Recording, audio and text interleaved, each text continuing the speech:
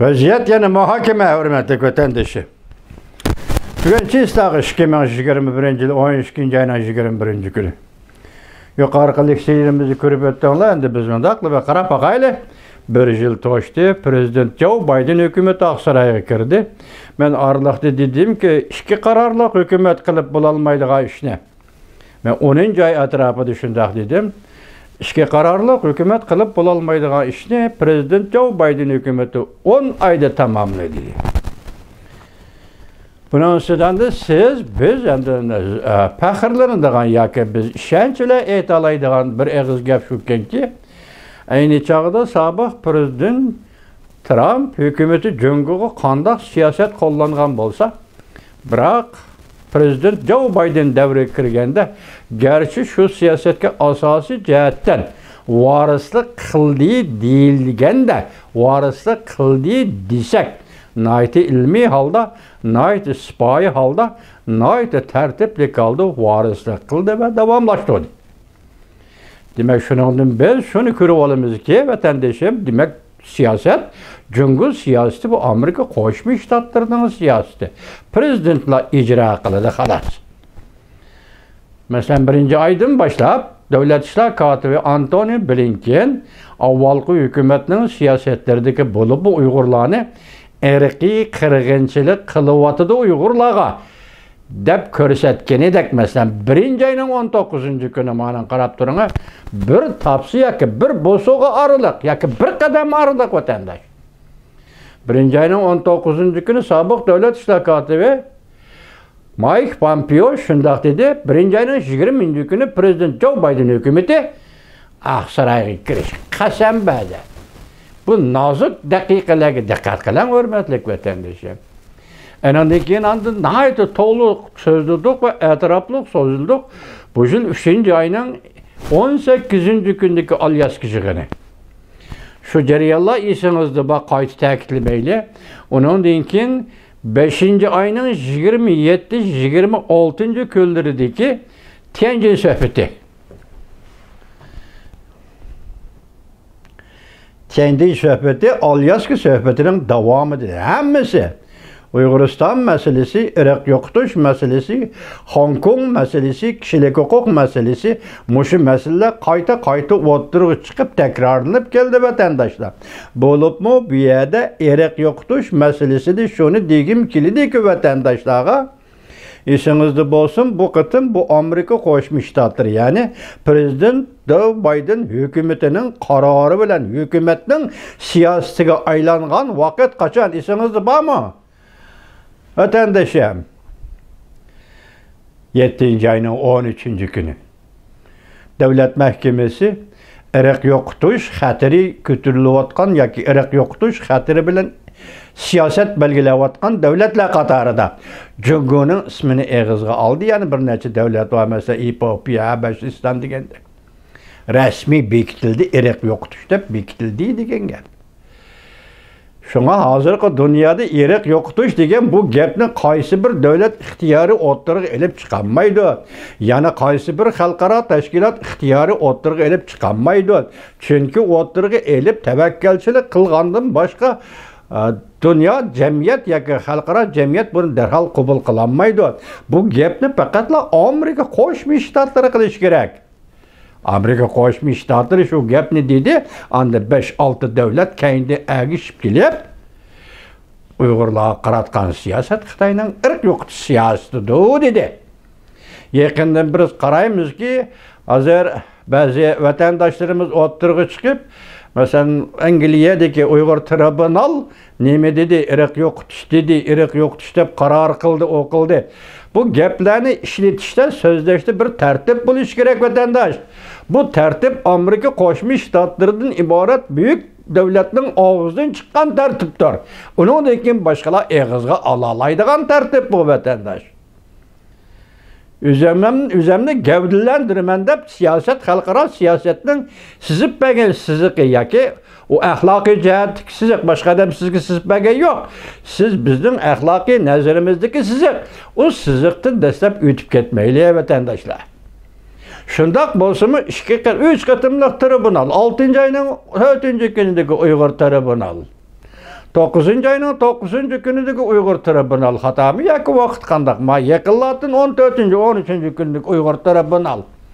Nayet zor işlerini kıldım. Ben bir yer birinci olup Büyük Britaniya kesipleşke yaki penisiga chiqqan advokatlar qonunchilar alın mushu qilgan ish uchun men Büyük Britaniyaga Angliyaga avval rahmat aytib xalqaro jamiyatga balki bu irqiy qirg'inchilik degan savolni yoki javobni tayyor javobni yoki belgilab bergan Amerika Qo'shma Shtatlari rahmat aytib endan keyin biz bu tribunalda Uyg'urlar qanday xizmatlarni qildik, nima topshiriqlarni ijro qildik degan narsa so'zlasak bu tartiblik so'zlash bo'ladi vatandosh.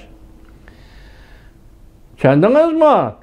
Hammani men qilgandim, hammani men yegandim, hammani men degandim. Bundaq bo'lmaydi bu, adab bo'lmaydi bu, axloq bo'lmaydi bu vatandosh. Tushunamsizmi? Bugun siz men boshda aytdim, sizning xabaringizdami yo'q? Amerika Qo'shma Shtatlari qachon bekitdi buni? Xabaringizda bormi yo'qmi? Sinab baqaman, sizni kamsitmayman. 7-oyning 13-kuni rasmiy hukumat tomonidan bekitgan vaqt Jungo hozir Xinjiang, Uyg'uristonda irqiy qirg'inchilik bilan shug'ullanyapti deb bekitdi.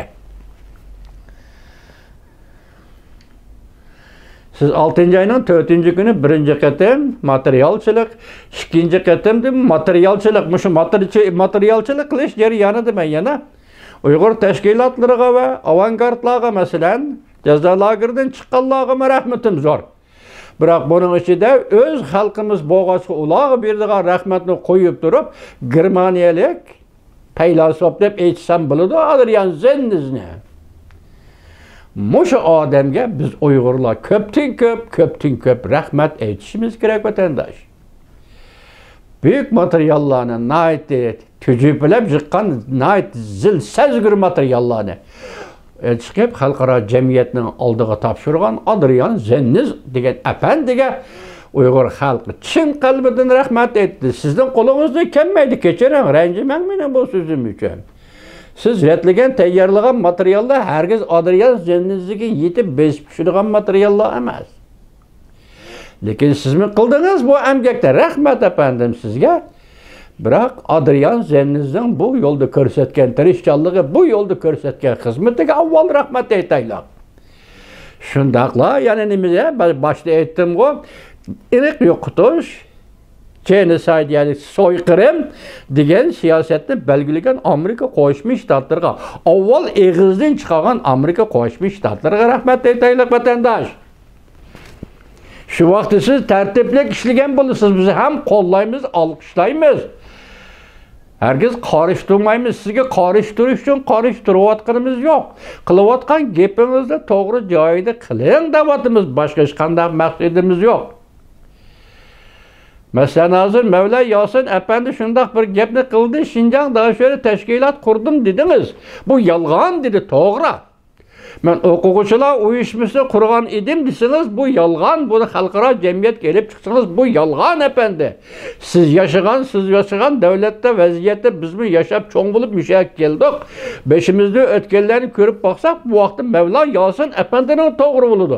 Siz maktabda qanday qilib o'quvchilar uyushmasi qura olasiz? Qanday qilib o'quv tashkilotini qura olasiz? Bu madaniyat inqilobi emas. Madaniyat inqilobida mavzun to'rt cho'ng erkinlikni beradi. Lekin siz davringizga kelganda bu erkinliklar yig'ishtirilgan davr. Bu yerda Mevla Yasinni qo'llaydiganimiz o odam rostchil odam ekan, rost so'zlik odam ekan, rost gap qil, yolg'on gap qilmadi. Yana bir nuqtada aytib qo'yay, bu jarayonni masalan 6-oyning 4-kuni Angliyada Uyghur tribunal açılganda sözlügen sözlerde asas cihetten anladık arlıqda buzulup ketkenlikini hesaplanmaganda siz şundak dediniz ki ben mavzunun asası kanununu ügendim. Asası kanun bilen asası kanunda belge vədələrini cemiyette nimişki əmliləşməydi dedim. Şunun bilen mende siyasi oyğunış oldu. Şunun bilen mende siyasi iddia şekillendi. Bu kep güzel sahtipezlik bunu da efendim. Mavzudan keldi müstemliki siyaset sahasında sana çıkargan siyasetini icra kıldıgan kaydı bombaydı bu müstemlikçilikten kanuniydi. Tushundingizmi efendim? İkincisi, sizce de mavzunun asası kanunu ve başkalarını seliştirip otamam, avtonomiya deb otamam mümkün emas bu işler. Hergiz mümkün emas. Çünkü siz eğer 85. yılını sınav kıladigan bolsanız, yoki 80. yıldan sınav kıladigan bolsanız, onun da 25 yıl, 30 yıl burun 1944-45 yıllarda devlet kurgan millet bu Uygur degan. Uygur cemiyeti şu devlet kuruşunun tecrübesi, devlet kuruşunun tatlılık hiyalları, devlet kurgan tatlılık, reallık, ameliyat işini yaşavatkan Uygur cemiyeti bu. Siz nemişken mavuzluğunu sepsetisiye ki, asasa kanununu götürüp çıkma siyasetini, şunu da öğrengentimdeyiz. Biz benim muşu tarafka dikkat kılıp, fikir kılıvatımız vatandaşım. Herkes sizge karıştırış emez. Doğrusu sözden, Uygur halkı rastı sözden. Şu vaxtıda hiç kim sizni rencimeydi, hiç kim sizi tanqid qilmaydi efendim. Biz Uygurlarning taraf-tarafda o'ttirg'i chiqishini, faaliyat qilishini, Uygur xalqining uyg'unishini xohlamaydigan bir Uygur bor desa, o Uygur elishib qolgan yoki zehnidan ketgan Uygur bo'lib hisoblanadi. Har qanday Uygur mushu yo'lda yetishib chiqish kerak, o'ginib chiqishi kerak, kurash qilishga, inqilob qilishga jur'atlik odam bo'lib yetishib o'ttirg'i chiqish kerak. Lekin mushu jarayonda bizning da'vatganimiz yolg'on so'zlama.